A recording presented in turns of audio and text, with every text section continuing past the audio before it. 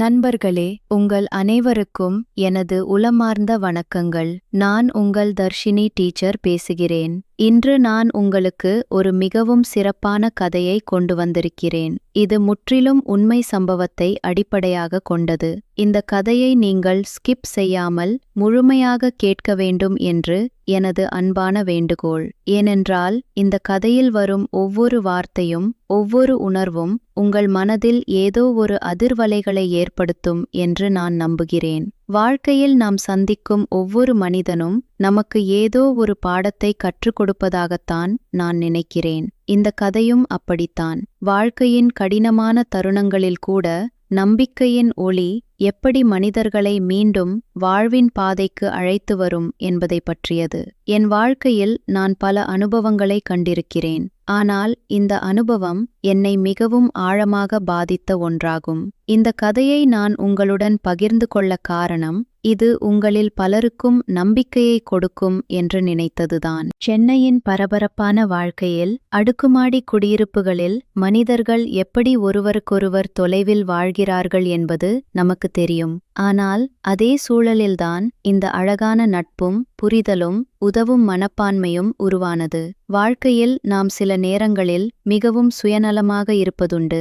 ஆனால் நமக்கு தெரியாமலேயே நம் வாழ்க்கையில் வரும் சில மனிதர்கள் நம் உள்ளத்தை மாற்றி அமைக்கிறார்கள். இந்த கதையில் நான் அப்படி ஒரு அனுபவத்தை தான் உங்களுடன் பகிர்ந்து கொள்ளப் போகிறேன். இந்த கதையின் முக்கியத்துவம் என்னவென்றால், நாம் அன்றாடம் சந்திக்கும் பிரச்சனைகளுக்கு பெரிய தீர்வுகள் மட்டுமல்ல, சிறிய கவனிப்புகளும் சில நல்ல வார்த்தைகளுமே போதுமானதாக அமைகின்றன.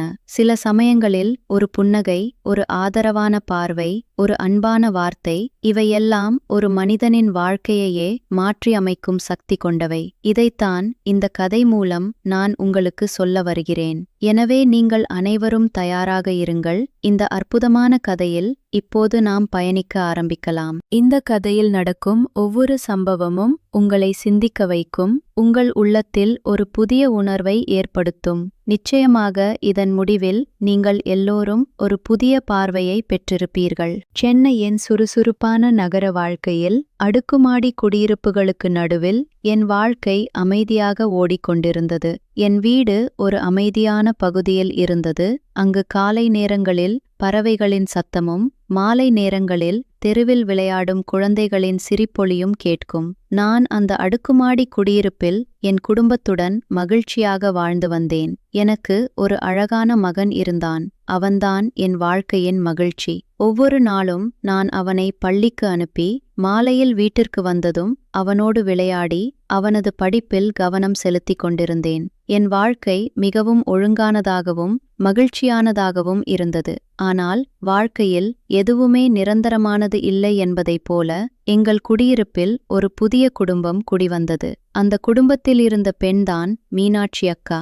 அவர் 38 வயது இருந்தாலும் அவரது அழகும் கம்பீரமும் என்னை மிகவும் கவர்ந்தது. அவர் மிகவும் அழகான தோற்றம் கொண்டவர். எப்போதும் நேர்த்தியான உடையில் அமைதியான முகத்துடன் இருப்பார். ஆனால் அவரது முகத்தில் எப்போதும் ஒரு சோகமும் தெரிந்தது. அவரது கண்கள் ஏதோ ஒரு ஆழ்ந்த வேதனையை மறைத்து வைத்திருப்பது போல் இருந்தது.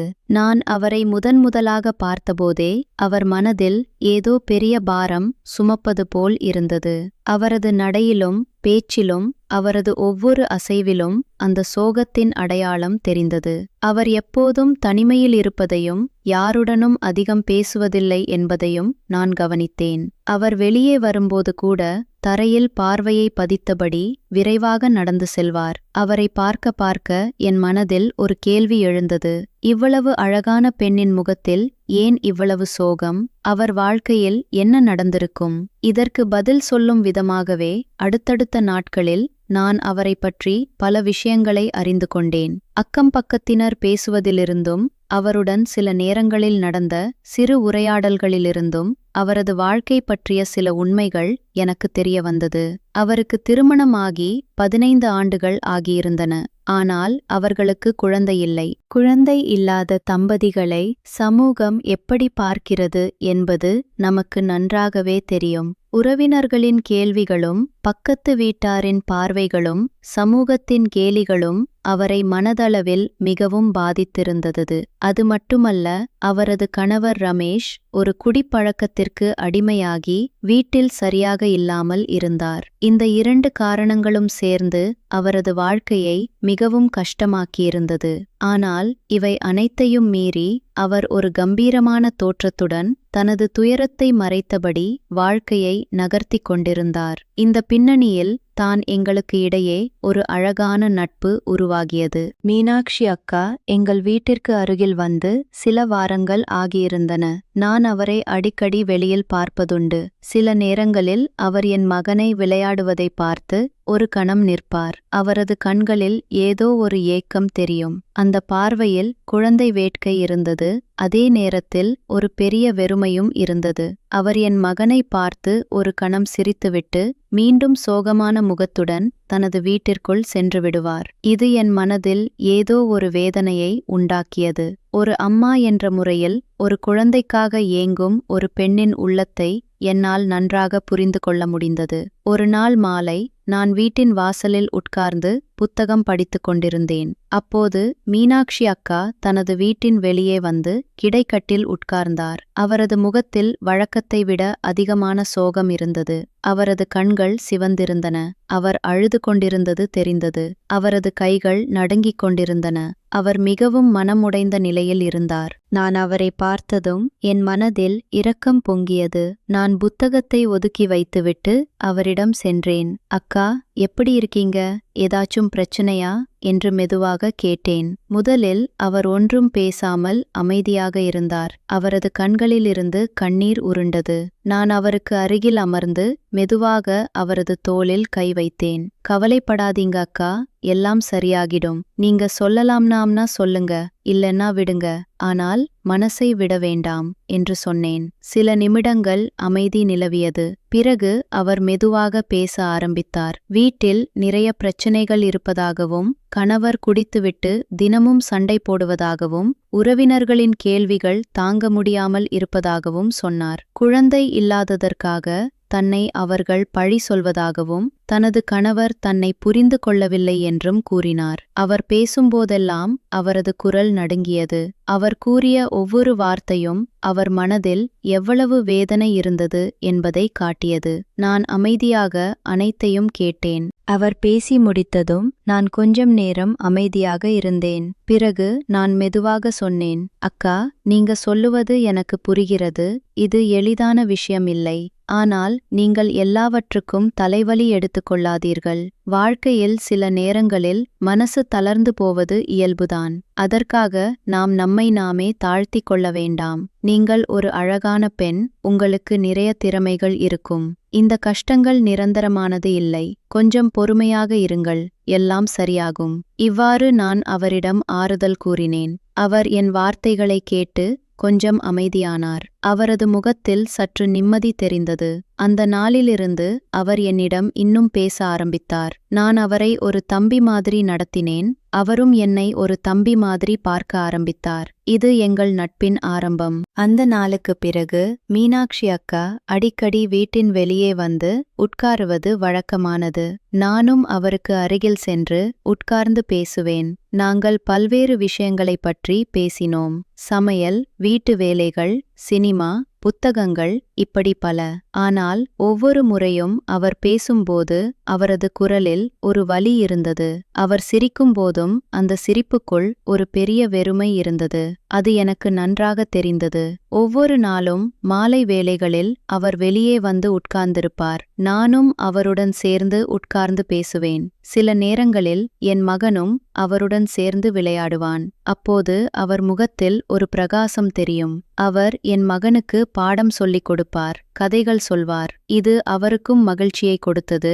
என் மகனுக்கும் ஒரு புதிய நபர் கிடைத்த மகிழ்ச்சி. நாட்கள் செல்ல செல்ல நான் அவரை ஒரு தம்பி மாதிரி பார்த்து உதவ ஆரம்பித்தேன். அவர் வீட்டில், கடையில் பொருட்கள் வாங்க வந்தால் நானும் அவருடன் சென்று உதவுவேன். வீட்டில் ஏதாவது வேலை இருந்தால் நான் போய் செய்து கொடுப்பேன். அவருக்கு ஏதாவது அவசர தேவை இருந்தால் நான் உடனே சென்று உதவுவேன். இந்த சிறு சிறு உதவிகள் அவருக்கு மிகவும் பிடித்திருந்தது. அவர் அவர் என்னை முழுமையாக நம்ப ஆரம்பித்தார். அவர் தனது மனதில் இருந்த பல விஷயங்களை என்னிடம் பகிர்ந்து கொள்ள ஆரம்பித்தார். அவரது கடந்த கால வாழ்க்கை, அவரது கனவுகள், அவரது ஏமாற்றங்கள், இவை அனைத்தையும் அவர் என்னிடம் சொன்னார். ஒரு நாள் அவர் மிகவும் சோகமாக இருந்தார். அன்று அவர் வழக்கத்தை விட அதிகமாக அழுதார். நான் அவரிடம், அக்கா, மனசை அமைதியாக வைத்துக்கொள்ள சில நேரம் வெளியே போய் வரலாம். எங்காவது போய் ஒரு ரவுண்டு அடித்துவிட்டு வந்தால் மனசு கொஞ்சம் லேசாகும் என்று சொன்னேன். அதற்கு அவர் முதலில் யோசித்தார். பிறகு மெதுவாக தலையசைத்து ஒத்துக்கொண்டார். அந்த வாரம் முடிவில் நான் அவரிடம் ஒரு பரிந்துரை சொன்னேன். அக்கா, மனசுக்கு அமைதி வேண்டும்னா அருகிலுள்ள ஒரு கோவிலுக்கு போய் வரலாம். அங்கே கொஞ்சம் நேரம் அமைதியாக உட்கார்ந்து மனசுக்குள்ள இருக்கும் வேதனைகளை கடவுளிடம் சொல்லிவிட்டு வந்தால் ஒரு நிம்மதி கிடைக்கும் என்று சொன்னேன். முதலில் அவர் தயங்கினார். கோவிலுக்கு போவது என்பது அவருக்கு பிடித்தமான விஷயம் இல்லையோ என்று நினைத்தேன்.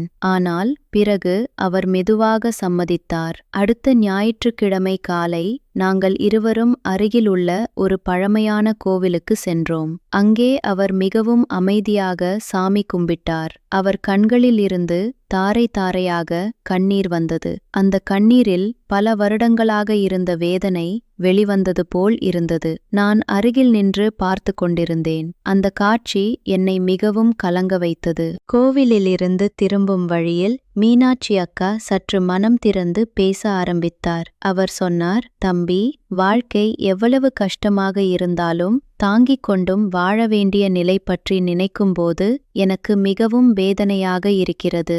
நான் எதற்காக இந்த வாழ்க்கை வாழ்கிறேன்? என் வாழ்க்கையில் ஒரு நோக்கமாவது இருக்கிறதா என்று கேட்டார். நான் அமைதியாக கேட்டுக்கொண்டிருந்தேன். அவர் தொடர்ந்து பேசினார். எனக்கு குழந்தை இல்லை என்பதற்காக என் உறவினர்கள் என்னை ஒரு தோல்வி என்று பார்க்கிறார்கள். ஆனால் நான் எத்தனை முயற்சி செய்தாலும் கடவுள் எனக்கு அந்த பாக்கியத்தை கொடுக்கவில்லை. என் கணவர் என்னை புரிந்து கொள்ளாமல் குடிப்பழக்கத்தில் மூழ்கியிருக்கிறார். நான் என் வாழ்க்கையில் எங்கு தவறு செய்தேன்? இவ்வாறு அவர் பல கேள்விகளை கேட்டார். நான் அவரிடம் சொன்னேன், அக்கா, நீங்கள் எங்கும் தவறு செய்யவில்லை. வாழ்க்கை என்பது ஒரு கடல். அதில் சில சமயங்களில் அலைகள் அதிகமாக இருக்கும், சில சமயங்களில் அமைதியாக இருக்கும். நீங்கள் சந்திக்கும் கஷ்டங்கள் உங்கள் தவறு அல்ல, அது வாழ்க்கையின் ஒரு பகுதி. உங்களுக்கு குழந்தை இல்லை என்றாலும் நீங்கள் ஒரு நல்ல மனிதர், ஒரு நல்ல பெண். இந்த உலகத்தில் நிறைய குழந்தைகள் உங்களைப் போன்ற அக்கா வேண்டும் என்று ஏங்குகிறார்கள். நீங்கள் உங்களை ஒரு தோல்வி என்று நினைக்காதீர்கள். இவ்வாறு நான் அவருக்கு தைரியம் சொன்னேன். அவர் என் வார்த்தைகளை கேட்டு சற்று நிம்மதி அடைந்தார். அந்த நாளிலிருந்து அவர் என்னிடம் இன்னும் அதிகமாக பேச ஆரம்பித்தார். நாங்கள் ஒவ்வொரு வாரமும் கோவிலுக்குச் செல்லும் பழக்கத்தை ஏற்படுத்திக் கொண்டோம். ஒவ்வொரு ஞாயிற்றுக்கிழமையும் காலையில் கோவிலுக்கு சென்று அங்கே 1 மணி நேரம் அமைதியாக உட்கார்ந்து பேசுவோம். பிறகு திரும்பும் வழியில் ஒரு கடையில் சிறிய தேநீர் குடித்துவிட்டு வருவோம். இது எங்களின் ஒரு வழக்கமான நடைமுறையாக மாறியது.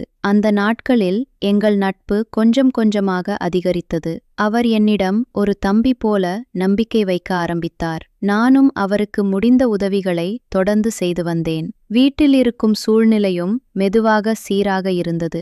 அவர் கணவர் ரமேஷும் சில நாட்களில் தன்னை மாற்றிக்கொள்ள முயற்சி செய்தார். அவர் குடிப்பழக்கத்தை குறைத்து வீட்டில் அதிக நேரம் இருந்து மீனாட்சி அக்காவுடன் பேச ஆரம்பித்தார். இது ஒரு நல்ல மாற்றமாக இருந்தது. ஆனால் அவரின் மனதில் இருக்கும் சோகம் மட்டும் முழுமையாக போகவில்லை என்று எனக்கு தெரிந்தது. அவரது கண்கள் இன்னும் அந்த ஏக்கத்தை காட்டின.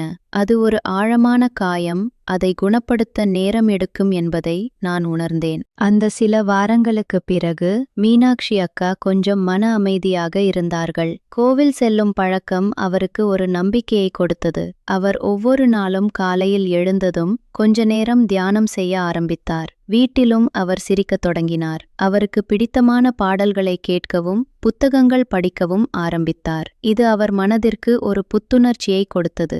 ஒரு நாள் அவர் என்னிடம் சொன்னார், தம்பி, உன்னால்தான் எனக்கு இந்த நாட்களில் கொஞ்சம் நிம்மதி கிடைத்தது. நீ என்னிடம் பேசாவிட்டால் நான் உடைந்து போயிருப்பேன். நீ எனக்கு தைரியம் சொன்னாய், நம்பிக்கை கொடுத்தாய். நான் இப்போது புது நபராக உணர்கிறேன். அந்த வார்த்தைகள் எனக்கு மனதில் ஒரு நிம்மதியை கொடுத்தது. நான் அவருக்கு ஏதோ பெரிய உதவி செய்துவிட்டதாக நினைக்கவில்லை. நான் சொன்னது சில சாதாரண வார்த்தைகள்தான். ஆனால் அந்த வார்த்தைகள் அவரது வாழ்க்கையில் ஒரு மாற்றத்தை ஏற்படுத்தியிருந்தது. இது எனக்கு ஒரு பெரிய பாடமாக இருந்தது. சில நேரங்களில் நாம் நினைக்கிறோம், நாம் செய்யும் சிறிய உதவிகள் ஒன்றும் பெரிதல்ல என்று. ஆனால் அந்த சிறிய உதவிகள் ஒருவரின் வாழ்க்கையில் மிகப்பெரிய தாக்கத்தை ஏற்படுத்தும் என்பதை நான் இப்போது உணர்ந்தேன். அவரின் வாழ்க்கையில் இருந்த சிரமங்கள் கொஞ்சம் கொஞ்சமாக குறைய ஆரம்பித்தது. கணவன் ரமேஷும் சில நாட்களில் தன்னை மாற்றிக்கொள்ள முயற்சி செய்தார். வீட்டில் முன்பு இருந்த பதட்டம் மெதுவாக குறைந்தது. அவர்கள் இருவரும் சேர்ந்து உணவு சாப்பிடுவதும் ஒன்றாக டிவி பார்ப்பதும்